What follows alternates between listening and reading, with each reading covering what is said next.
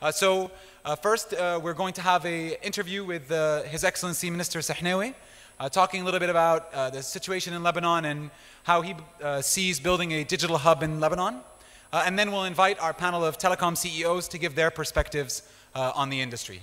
So, Minister Sehnaoui, I'd like to welcome you on stage.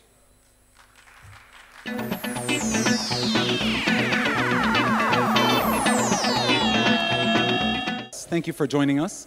We're going to do a little pass the mic for a minute until we get a new one. But I'd like to ask you maybe a question that's on a lot of people's mind here, which is, when are we really going to get fast internet in Lebanon? First, the pleasure is mine. Second, for the question, we're going to get there by phases. We're leapfrogging, in my opinion, from what we have seen since a few months back. We multiplied the speed by 8 on the DSL subscribers, most of the DSL subscribers, those who live under 2 kilometers from the CO, from the central office. We're supposed to jump again, to leapfrog again, in, let's say, something like a year from now, when we will have finished the deployment of the active cabinet for the backbone of the fiber optic project. And subsequent to that, we're going to have a liaison between VDSL, between the active cabinet and the homes. And then we will have a speed ranging from 20 to 50 megabit per user. And then again, we're going to leapfrog again when we finish the fiber to the home or fiber to the building project, which is due to be launched by the end of the year. And, but until it is completely implemented, we can say that it could take up to 2 to 3 years. So, thank you very much, by the way, with your strong support for helping us get internet here at the event. We have had better internet than we've ever had, and we also want to thank IDM and Sodotel and Alpha for their support of the internet. So, we've launched 3G, and other countries are starting to launch 4G, actually. Saudi Arabia has launched 4G, Jordan is starting to launch 4G. When do you think we might have some 4G? Well, first, the 3G we have launched is a HSPA Plus, which is, some call it 3.9G, but some countries call it 4G. And we have a lot of countries that we went and look at the specs of the 4G they are offering. It's exactly the same as our HSPA Plus in terms of speed and technology. So we are almost at 4G, but we have in the contract, we have the both operators in their contract, they have a 50 LTE 4G antennas that they have to install by the end of, something like the end of this year. So we are going to have experimental places, probably universities and places where you have high consumption with 4G technology. But to launch the 4G all over all Lebanon, or the more than HSPA plus, 4G plus, we're going to study first reaction and consumption of the Lebanese people, and then we'll launch it. Okay. So no firm commitments from your end? Firm commitment is that we have 3.9G, which is called 4G in some countries. Okay. So, well, I don't want to keep the conversation really about infrastructure. I actually wanted to give our audience and entrepreneurs a little bit of insight as well into Mr. Sehnaoui as opposed to just His Excellency Sehnaoui.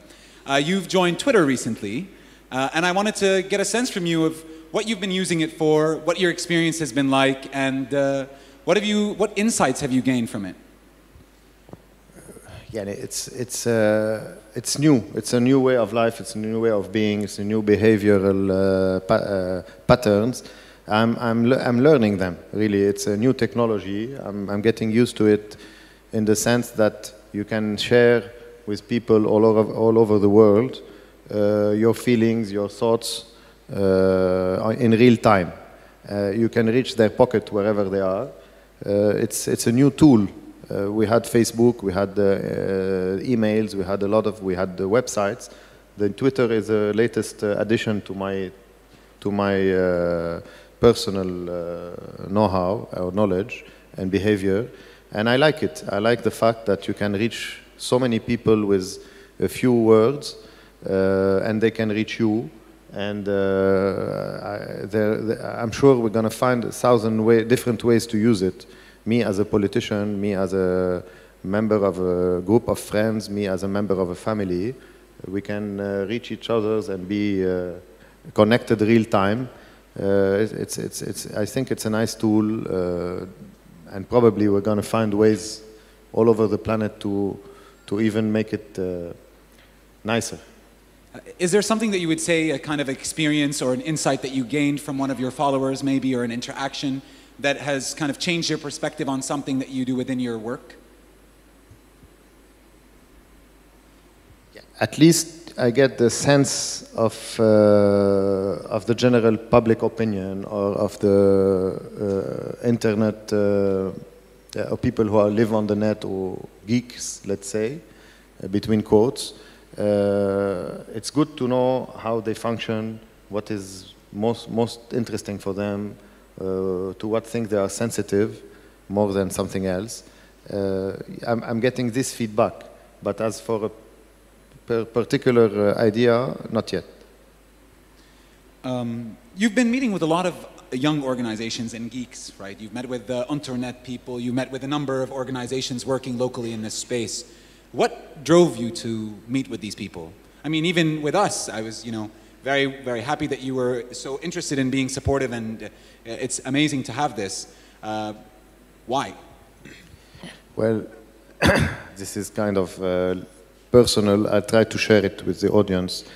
There's a gap between what one would want to achieve for the country or for the sector when someone like me reaches this position, and the possibilities. You have to adapt, you have to be more realistic, you have to lower your expectation, keep them very high, but lower the expectation to be able to achieve and to find the obstacles. It's a real minefield in politics and in public administration in Lebanon. So to be able to advance things, you have to lower your expectation and be down to earth and pragmatic. But I'm coming from a place where my expectations were very high, and my dreams and my ideals, my wishes, as a member of the young generation, let's say, with my background, I wanted to do a lot of things. I still want to do them. So by branching out and meeting these communities, these people, I was trying to first listen to see if there was something I'm not seeing, some worries I'm not considering, and second, reaching out to them and to tell them that whatever they want, I want exactly the same. Whatever their worries, I'm sharing them. Whatever capacity or dream they have for Lebanon as a digital paradise, I am working day and night with all my team to achieve it, and to share with them the problems we are facing, and to tell them exactly what are the milestones to be able to deliver. And this is good, because if the community is aware of the milestones and of the problems, then we can pour our strengths together, me as a minister, the team as a ministry team, and them as a group of influence and group and lobbies, to push to obtain the speed that we require, the deliverables we are waiting for, the projects to be implemented, the money from the budget that we need, any steps along the way that is critical for us to diminish the gap between our dream and what we have. Actually, this is a perfect segue into my last question for you, which is, my last question was going to be, what does it take to create a digital hub in Lebanon? But since you've been mentioning it now, a digital paradise, I'd love to hear about what you would see first as a digital paradise, and then what you think we need to get there. What are the components?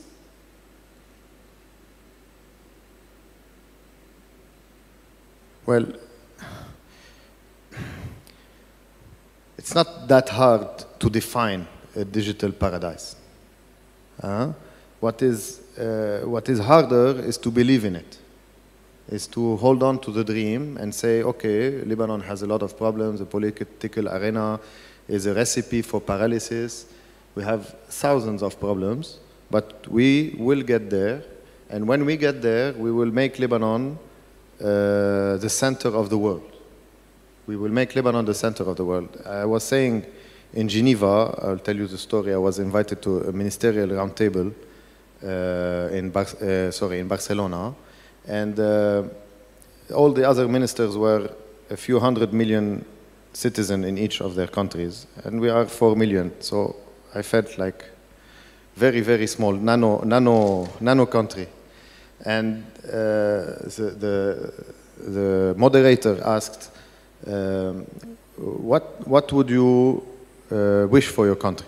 I told him, I'm going to tell you a story. All Lebanese are born with a feeling that they are the center of the world, that the world evolves around them. And since I am a little kid, I'm looking at my fellow compatriots, I'm saying they are crazy.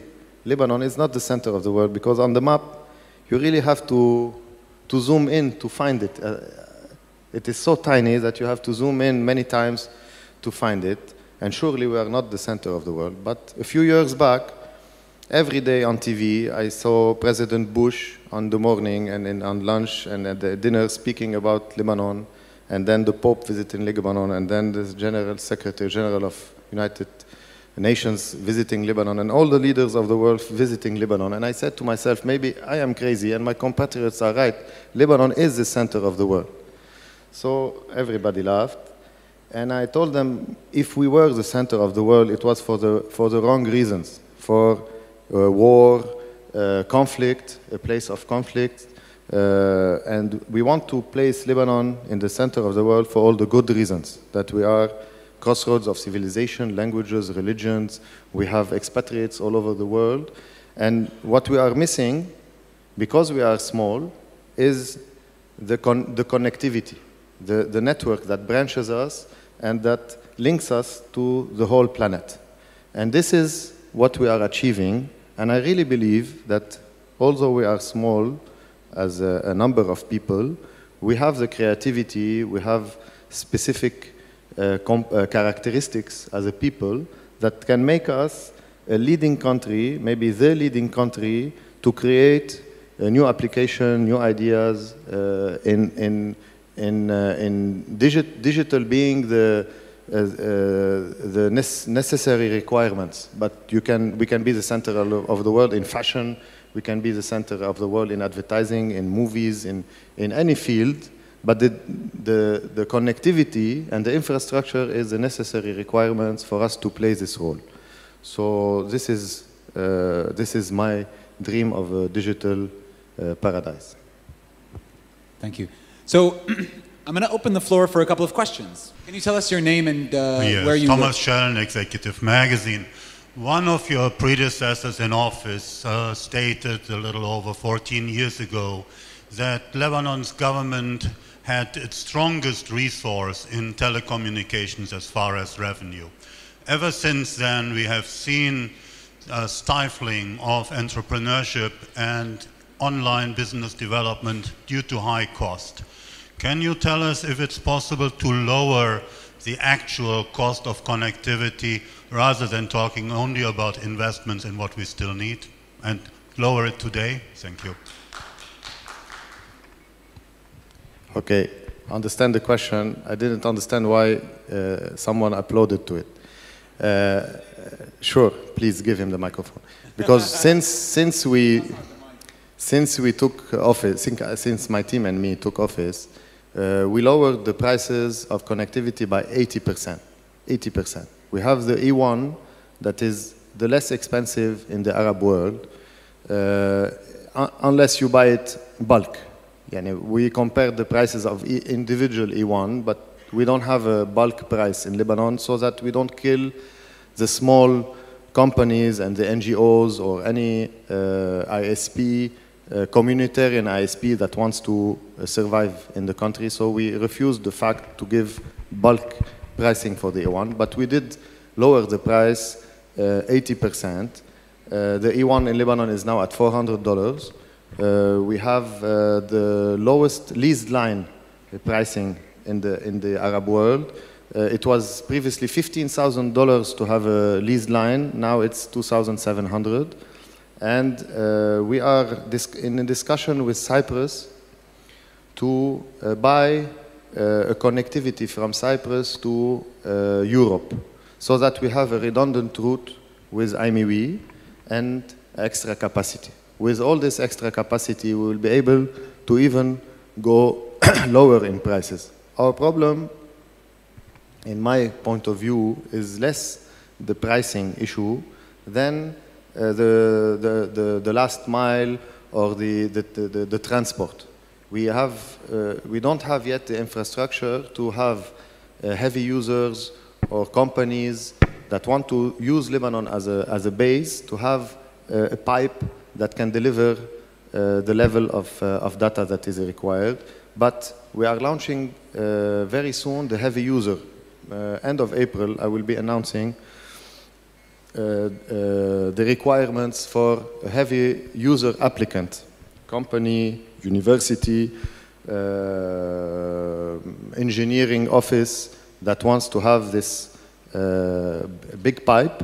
They will just make an application and ask for a heavy user status, and then we will link them to the fiber optic network before going to the FTTX, before implementing the full fiber to the home plan.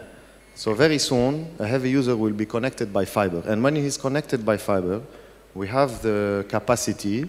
The prices are going to be studied again. I will go up to Council of Ministers to get a specific pricing for the heavy users. And then this component of the users will be covered as they should. Another question? Fawaz Basim, I'm Zain, Saudi Arabia. Actually, my questions are not related to my work, as it's related to as a Lebanese individual who's living abroad right now. I think very few Lebanese are convinced what's been saying here. We've been saying the same thing for the last 10, 15 years right now, and there's no accomplishment at all. We are investing in last mile technology, while our internet connectivity is still berserk, which means we should have a month-on-month growth. It should be exponential. I mean, it takes us to go from 1 gig to 10 gig, 10 years, while the actual need should be much more than this. So why bother investing in 4G and 3G, all this technology, while you cannot put them on the internet? And our data, we don't have data center, we don't have services in the country. And my second question, when are we going to privatize the telecom industry? Thank you. So the one thing I would say is that we can actually talk about why the internet in Lebanon is not fast all day. I asked it in the beginning of the interview to try to get us out of the way. There's a lot of political reasons why. I mean, I don't know all of them. I don't really work with the public sector that much. I want to get his view on what the private sector can do. And that's what I would encourage questions about personally. But Minister, if you'd like to address his question. Sure. Okay, we can be masochist and beat ourselves to death all the time and say we are the worst country in the world, the worst people in the world, the worst governing people in the world, the worst system in the world. But up till now, I've been hearing this also since more than 15 years, in fact, since I was born. It didn't get us anywhere. So instead of having this negative attitude, let's look at what can be done and what is being done. I am a minister since 9 months. And since 9 months, we have multiplied the speed over the internet by 8. We have multiplied the speed over the mobile broadband by 30 to 40. And we are moving to remultiply them by 50 over a few months, and again, when we reach fiber, by 100 and 200. So we are getting there very fast. If we can see the changes happening especially if we've been waiting 15 years and no changes, and then suddenly we see very fast changes, at least we should be optimistic about it. And we sitting in this chair, me and the team, we are committed to make these things happen, and they are happening. So I am optimistic as to Lebanon being able to have the state-of-the-art infrastructure very soon. God helps, maybe if I am still in office until 2013 election, I will deliver the sector with fiber optic, 3.9G, and a configuration of the sector with companies all over, from wholesale to retail to services, being able to function in the most modern way. Okay. Thank you, Minister Sehnaoui. I think we should grab a seat in the front row, you and I, and watch the telecom CEO panel.